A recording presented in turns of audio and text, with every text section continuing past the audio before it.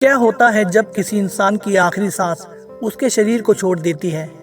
क्या सच में सब कुछ उसी क्षण समाप्त हो जाता है, या जीवन की कहानी का सबसे पहला रहस्य अध्याय तभी खुलता है जब आंखें हमेशा के लिए बंद हो जाती हैं? गरुड़ पुराण कहता है, मृत्यु कोई विराम नहीं, कोई अंत नहीं, यह तो आत्मा की अनंत यात्रा का पहला कदम है। यह वही क्षण है जहां से देह पीछे छूट जाती है और आत्मा आगे बढ़ जाती है, अकेली पर अजर अमर, अनंत और चेतना से भरी हुई। जब मनुष्य की सांस रुकती है तो परिवार के लिए वह क्षण किसी वज्रपात जैसा होता है। पल भर पहले जो इंसान बोल रहा था, हंस रहा था, अपनेपन से भरा था, वही अचानक निस्तेज हो जाता है। पर जो स्थिर और निश्चल दिखाई देता है वह केवल शरीर होता है। आत्मा तो उस देह से पहले ही अलग होकर नए आयाम की ओर निकल पड़ती है। पुराण बताते हैं कि शरीर पंच तत्व में विलीन हो जाता है। धरती, जल, अग्नि, वायु और आकाश में समा जाता है। पर आत्मा जो सोचती है, जो अनुभव करती है, जो प्रेम और पीड़ा दोनों महसूस करती है, वह कभी कष्ट नहीं होती। वह तो केवल आवरण बदलती है, रूप बदलती है, जैसे कोई यात्री एक पड़ाव से दूसरे पड़ाव तक बढ़ जाता है। गरुड़ पुराण के हिसाब से जैसे ही मृत्यु का समय आता है, प्राण वायु शरीर के अलग अलग हिस्सों से अपना बंधन छोड़ने लगती है। अंत में वह सबसे ऊपर सिर के मध्य स्थित ब्रह्मरंध्र से निकलती है।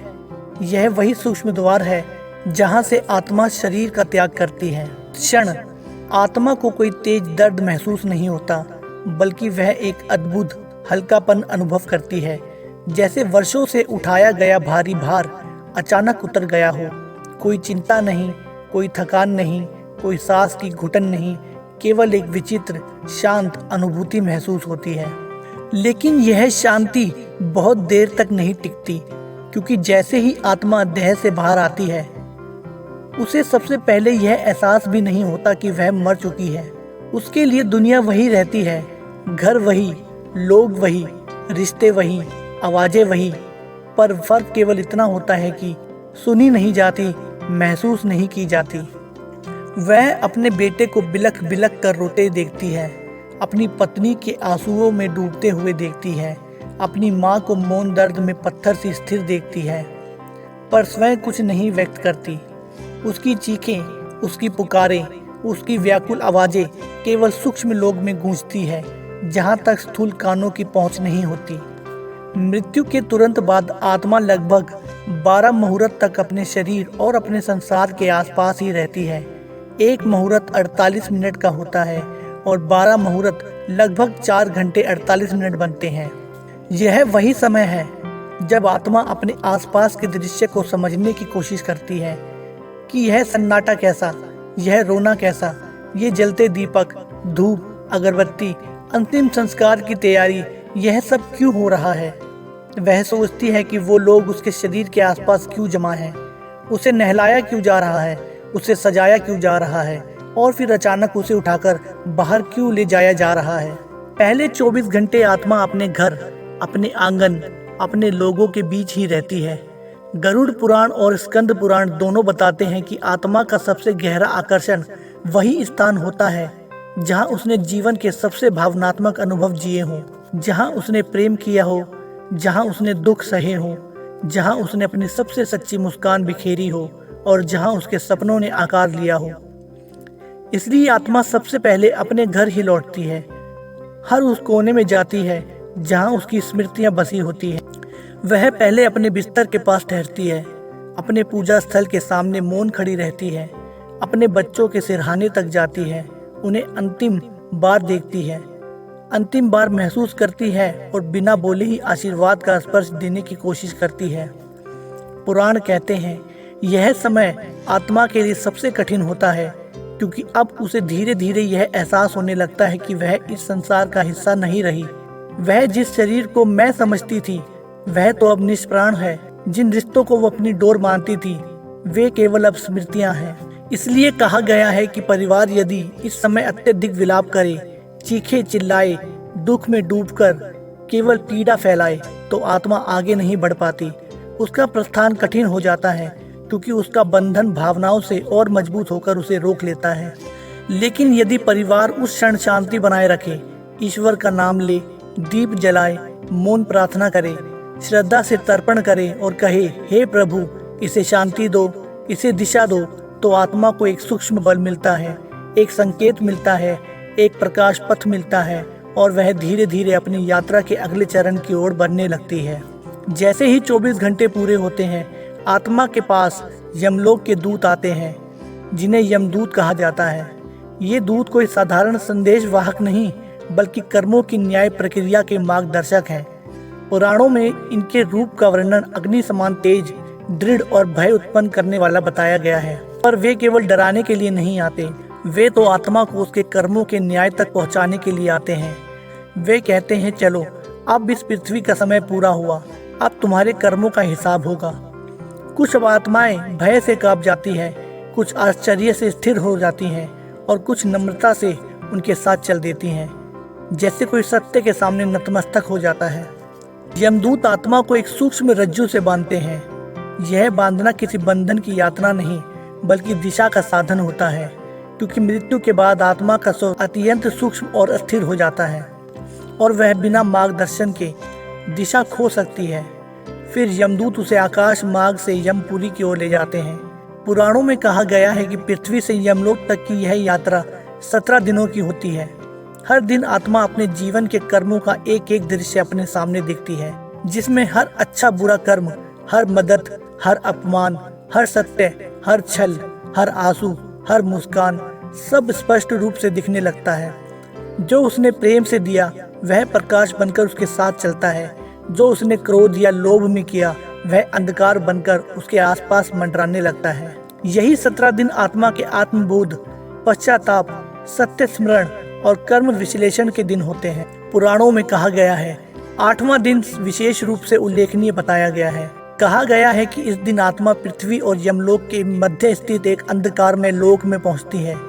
यह लोक उन आत्माओं से भरा होता है जिनके संस्कार अधूरे रहे, जिनकी मृत्यु अत्यधिक अचानक या हिंसक रही, या जो बिना किसी आध्यात्मिक तैयारी के शरीर छोड़ गई।